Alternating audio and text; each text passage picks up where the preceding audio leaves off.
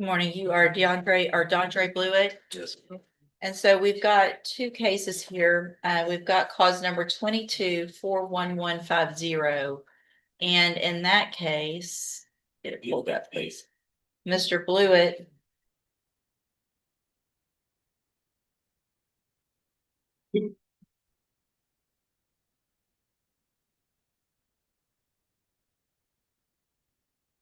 is on probation. And all right, so it's an evading arrest or detention with the use of a motor vehicle, third-degree felony. It looks like placed on probation September 13th of 2023. And that was an 8-year deferred probation. There is a first amended motion that's been filed. It alleges, looks like a new offense of aggravated assault with a deadly weapon from February 1st of 2026. Out past curfew, committing an offense of harassment, February 1st of 2026. Avoiding injurious or vicious habits by brandishing a loaded firearm during the assault of Ms. Cantu on February 1st, 2026. That he brandished the firearm at the residence where a child was present, same date. Associated with a disreputable person, Mr. Daniel Clark, who was at that same location during that offense or alleged offense. Failed to immediately report that arrest for the aggravated assault with a deadly weapon to the probation officer, was intoxicated or under the influence of an intoxicating substance on that date, possessed a firearm and ammunition in violation of probation on that date. And Mr. Kelly has filed a motion asking that I set bond in that case. And at this time, is there any bond set? There's no bond set in the MTRP, Your Honor. Okay. And the bond in Yeah. the new indictment is $800,000. All right, so in cause number 26 DCCR 0632.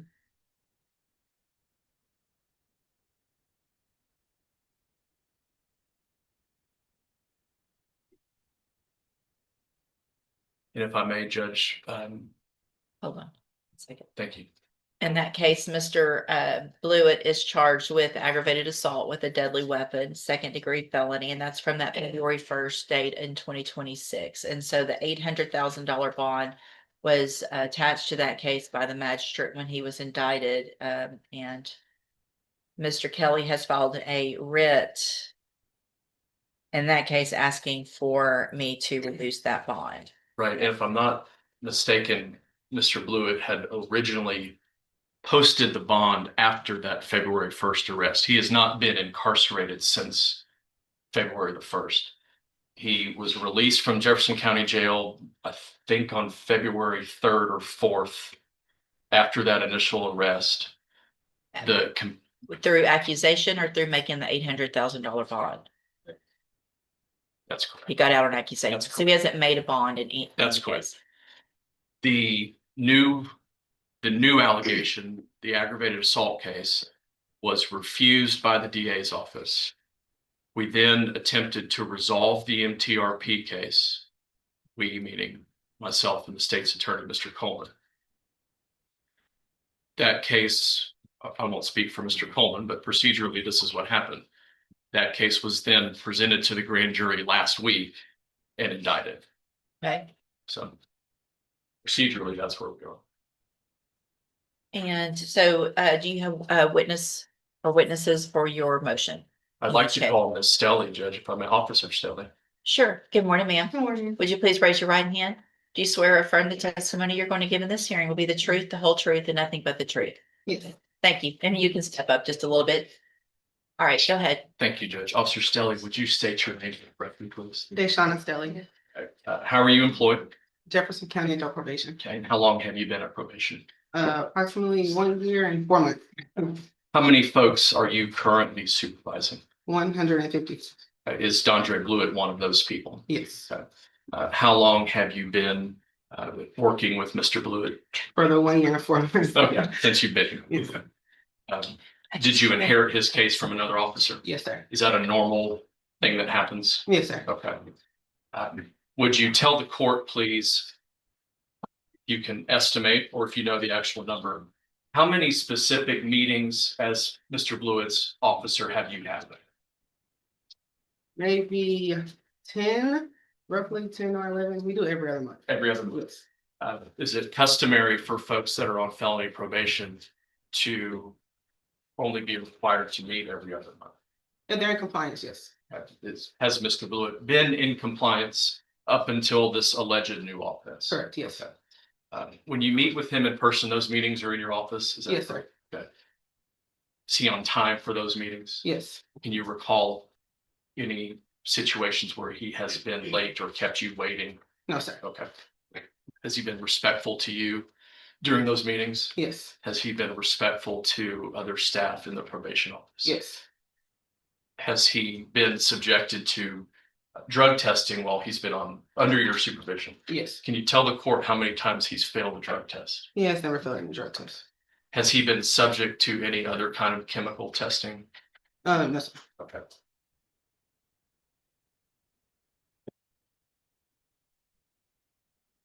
In terms of other things that he's required to do or that he's been required to do while he's been under your supervision, because you mentioned that he has otherwise been in compliance. I'm not addressing the February 1st issue yet.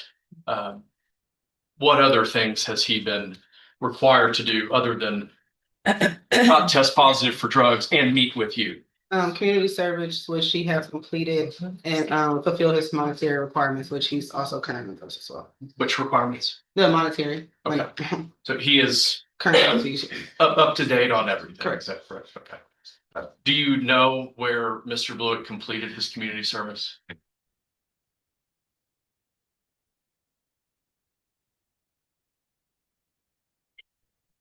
He did some donations to some other place. So he completed 150 hours and the previous officer held the other 150 hours in the bank. Because he had completed those hours? Yeah, within his first year on probation. Yes.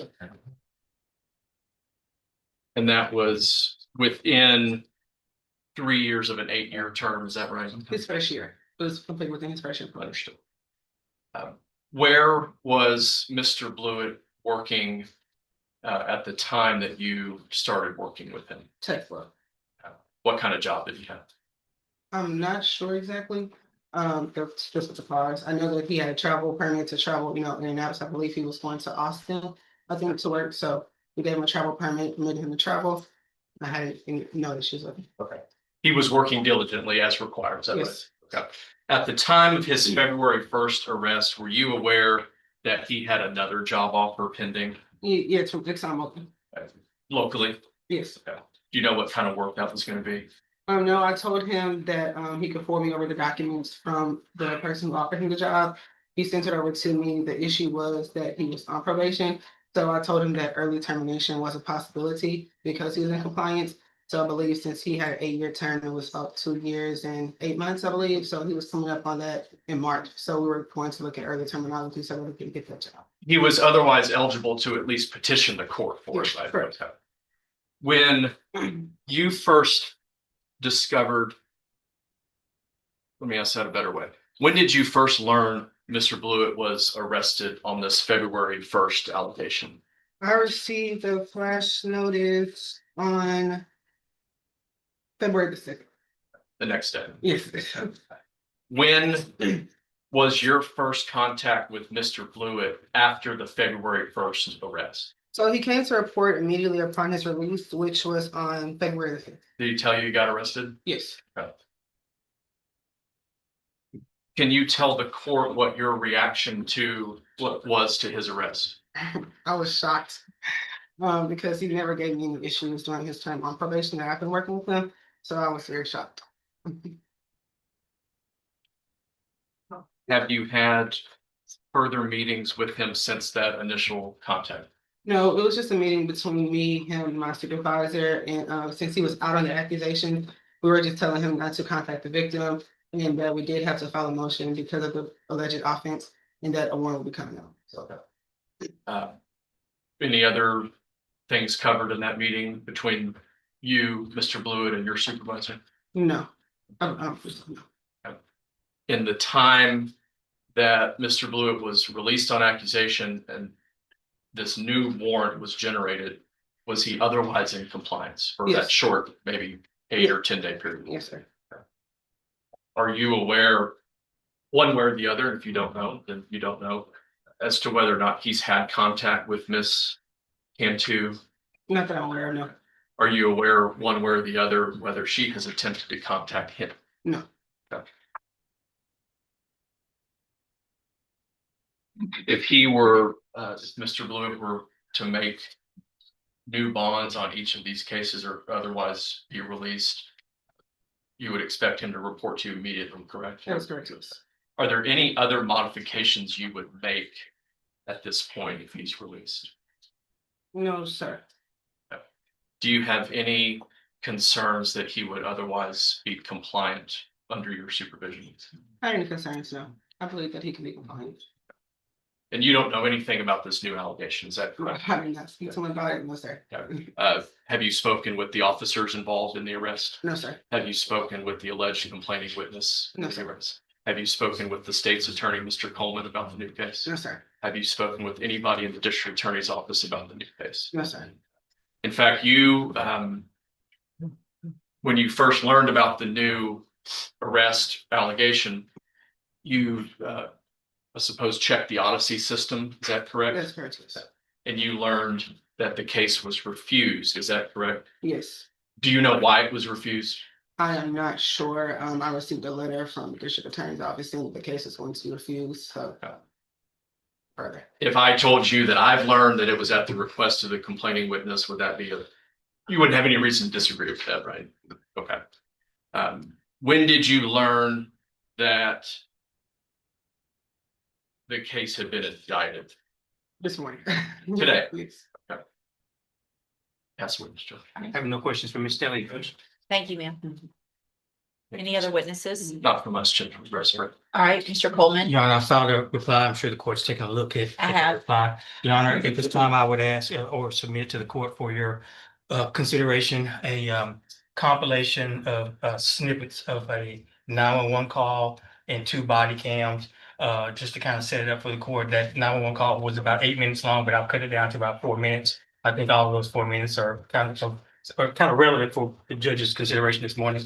And of the body cams, which were both more than an hour each, I've cut it down to about 2.5 minutes each. Just so you know, the entire clip or video is about a little less than 10 minutes long. But I try to cut it down just to what I think the court should consider or need to consider. Mr. Kelly. It's my understanding that the state's attorney doesn't intend to call the alleged complaining witness or any officers involved. So we would object to the admission of whatever this is without it being authenticated. Judge, the rules of evidence are relaxed in these bond hearings. They're relaxed, they're not no rules. Yeah, I don't think there's, I mean, I don't think I can just help me find the spot where I can Well, the over rules of object. evidence for these bond hearings, or at a minimum, they are relaxed, is my understanding with of the procedural posture for these hearings. I've played these videos for the court in these bond hearings before without a sponsoring witness, judge. Well, and if it was without objection, then that's one thing, but if there's an objection, then my thought would be, we need to now, probably one, I would be willing to say one officer, who could set up and look at both. I would be willing to not require, I think, the same amount of information. But I don't think they're so relaxed that I can just watch whatever. That's fine, judge. We ask that you recess this Yeah, at least for a little later in the morning, or I'll endeavor yeah. to make my best efforts to get the officer here to sponsor it. I will purport to the court that what you will hear on that 911 video is a 7-year-old daughter of the victim. Well, and 911, if you can get one officer here, I think they're, in my opinion, for this type of hearing, they are well enough informed about how that works, that I don't think I'm not going to require, if you can't get a 911 operator here or somebody from that office quickly, if you can get an officer that can testify that the other officer's body cam. He was also there potentially.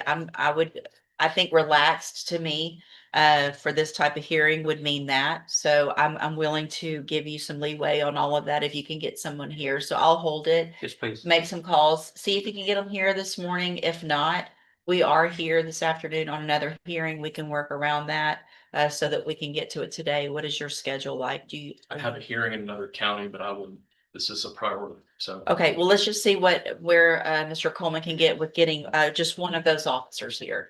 All right, I'll hold it. Thank you.